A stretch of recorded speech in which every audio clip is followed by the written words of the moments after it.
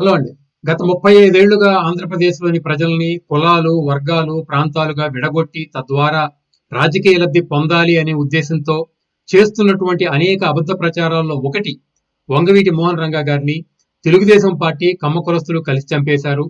కాపులంటే కమ్మలకి పడదు. కాపుల్ని కమ్మలు ఎప్పుడూ వాడుకుని హింసిస్తూ వదిలేస్తూ ఉంటారు అనేటువంటి ప్రచారాన్ని మరీ ముఖ్యంగా ఎప్పుడు ఎన్నికలొచ్చినా గాని వంగవీటి మోహన్ రంగా గారి హత్యని తెర మీద తీసుకొచ్చి తద్వారా ఎంతో కొంత రాజకీయ లబ్ధి పొందే ప్రయత్నం చేస్తూనే ఉన్నారండి. ఈ ప్రయత్నం వెనక రాజకీయ లబ్ధి మాత్రమే చూస్తున్నారు గాని ఇలా అబద్ధ ప్రచారం చేయటం వలన సమాజంలోని ఒక వర్గ ప్రజల్లో విషాన్ని నాటుతున్నాం. ఇది సమాజానికి గాని సమాజ అభివృద్ధికి గాని ఏ కులానికి కూడా మంచిది కాదు అనేటువంటి ఆలోచన ఆ రోజు రాజశేఖర రెడ్డి గారు, ఈ రోజు జగన్మోహన్ రెడ్డి గారు చేయకపోవటం మాత్రం ఆంధ్రప్రదేశ్ రాజకీయాల్లో అత్యంత ప్రమాదకరమైన విషయంగా మనం గుర్తుపెట్టుకోవాలండి. ఒకవేళ ఎవరైనా గాని నిజంగా వంగవీటి మోహన్ రంగా గారి హత్య వెనక తెలుగుదేశం పార్టీ కమ్మ కులస్తులే ఉన్నారు అని బలంగా నమ్మే ప్రయత్నం చేస్తే కనుక ఈ హత్యల పరంపరలో జరిగినటువంటి అంతకంటే ముందు హత్యలు, దేవినేని గాంధీ, దేవినేని మురళీల హత్యలు వంగవీటి వర్గం చేసిందా, కాపు కులస్తులు చేశారా అని ప్రశ్నించుకోవాలి. అదేవిధంగా వంగవీటి రాధ, సీనియర్ రాధా గారిని హత్య చేసింది దేవినేని వర్గమా లేదు కమ్మ కులస్తులా అనేది మనం అర్థం చేసుకోవాలి. అదేవిధంగా విజయవాడలో కమ్యూనిస్ట్ లీడర్ అయినటువంటి చలసాని వెంకటరత్నాన్ని చంపింది వంగవీటి, దేవినేని వర్గాలు కలిసి చంపినయా, కమ్మ కాపు కులాలు కలిసి చంపినయా అనేది కనుక ప్రశ్నించుకుని వీటికి సమాధానాలు రాబట్టుకోగలిగితే గనక వంగవీటి మోహన్ రంగా గారి హత్య వెనక ఉన్నది ఎవరు, కులమా, పార్టీయా, వర్గమా అనేది మనకు అర్థమవుతుందండి. ఒకవేళ ఎవరైనా కానీ వంగవీటి మోహన్ రంగా గారు కాపు కులస్తుడు కాబట్టి, ఆయన చంపిన ప్రథమ ముద్దాయి కమ్మ కులస్తుడు కాబట్టి, ఆయన చంపిన సమయంలో ముఖ్యమంత్రి కమ్మవాడు కాబట్టి ఆ పార్టీ ఆ కులం మాత్రమే చంపింది అని మేము నమ్మాలి అనుకుంటే గనక 20 సంవత్సరాల క్రితం పరిటాల రవి గారి హత్య విషయంలో రెడ్డి కులస్తుడైన వైఎస్ఆర్ ముఖ్యమంత్రిగా ఉన్నప్పుడు రెడ్డి కులస్తులు పరిటాల రవీంద్ర గారిని కమ్మ కులస్తుడిని చంపితే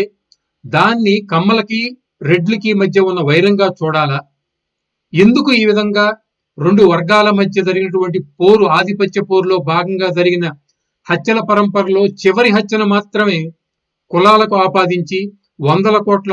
ఆస్తి నష్టం, వందల సంఖ్యలో ప్రాణ నష్టాన్ని చేసి గత 35 ఏళ్లుగా ఎప్పుడు ఎన్నికలు వచ్చినా గాని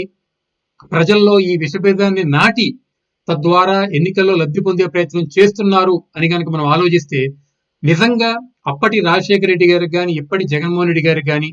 వంగవీటి మోహన్ రంగా గారి పట్ల, ఆయన కుటుంబం పట్ల, లేదు కాపు కులం పట్ల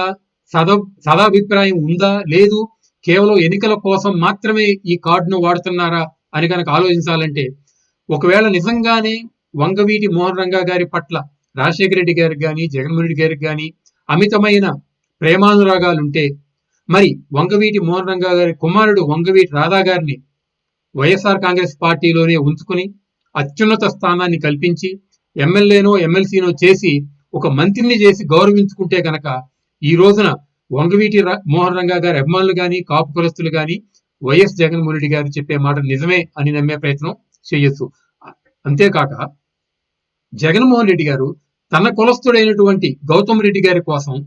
వంగవీటి రాధాని అవమానించి అవహేళన చేసి ఇబ్బందులు పెట్టి పార్టీ నుంచి గెంటి వేస్తే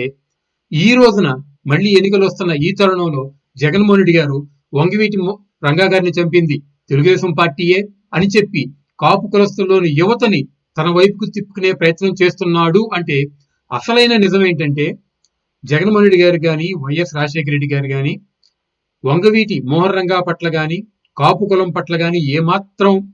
ప్రేమ అనురాగాలు లేవు అంటానికి రెండు ఉదాహరణలు ఏంటంటే, ఒకటి జగన్మోహన్ రెడ్డి గారు వంగవీటి మోహన్ రంగా గారి కుమారుడికి కానీ ఆ కుటుంబానికి కానీ విలువ ఇవ్వకపోవటం, అధికారం ఇవ్వకపోవటం, మంత్రి పదవులు ఇవ్వకపోవటం, అంతేకాకుండా తాను పెడుతున్నటువంటి అనేక వందల కొలది పథకాల్లో ఏ ఒక్క పథకానికి కూడా వంగవీటి మోహన్ రంగా గారి పేరు పెట్టలేదు. ఒక జిల్లా కూడా వంగవీటి మోహన్ రంగా గారికి పేరు పెట్టలేదు. ఆయన 5 ఏళ్ల ముఖ్యమంత్రి కాలంలో ఒక్క వంగవీటి మోహన్ రంగా గారి విగ్రహాన్ని కూడా ఆవిష్కరించలేదు. అంతేకాకుండా ఆనాటి వైఎస్ రాజశేఖర రెడ్డి గారు వంగవీటి మోహన్ రంగా గారి హత్యలో ప్రథమ ముద్దాయి అయినటువంటి దేవినేని నెహ్రూ, దేవినేని రాజశేఖర్ని తన పార్టీలో చేర్చుకుని వంగవీటి రాధా గారి కంటే కూడా ఎక్కువ ఇంపార్టెన్స్ ఇవ్వడం జరిగింది. మరి ఈ రోజు అదే ప్రథమ ముద్దాయి దేవినేని నెహ్రూ కుమారుడు దేవినేని అవినాష్ ని వైఎస్ జగన్మోహన్ రెడ్డి గారు తన పార్టీలోనే పెట్టుకుని ఎమ్మెల్యే క్యాండిడేట్ ని చేశారే గాని మరి వంగవీటి మోహన్ రంగా గారి కుమారుడు వంగవీటి రాధాకి ఏమాత్రం ఇంపార్టెన్స్ ఇవ్వకుండా పార్టీ నుంచి గెంటి వేశారు అంటే వంగవీటి రాధా గారి పట్ల వంగవీటి మోహన్ రంగా గారి పట్ల జగన్మోహన్ రెడ్డికి ఏమాత్రం సదాభిప్రాయం లేదు. కేవలం ఎన్నికల్లో వాడుకోవడానికి మాత్రమే ఈ కార్డు వాడాడు అని ఇక్కడ మనం గుర్తుపెట్టుకోవాలి. అదేవిధంగా కాపు కులస్తుల గురించి ఆలోచిస్తే గనక 5% రిజర్వేషన్ ఇచ్చిన కాపు కార్పొరేషన్ పెట్టి కాపు కులంలోని యువతకి అవకాశాలు కల్పించింది కూడా తెలుగుదేశం పార్టీ చంద్రబాబు నాయుడు గారే గాని జగన్మోహన్ రెడ్డి గారు ముఖ్యమంత్రి అయిన తర్వాత చంద్రబాబు నాయుడు గారు ఇచ్చిన 5% రిజర్వేషన్ ఎత్తేయడం జరిగింది. అదేవిధంగా కాపు కార్పొరేషన్ ద్వారా ఒక్కటంటే ఒక్క ఉపయోగకరమైన పని కూడా జగన్మోహన్ రెడ్డి గారు చేయలేదు అంటే కాపు కులస్తుల పట్ల జగన్మోహన్ రెడ్డి గారు ఎంత చులకన భావంతో ఉన్నారు అనేది ఇక్కడ మనకు అర్థమవుతుందండి.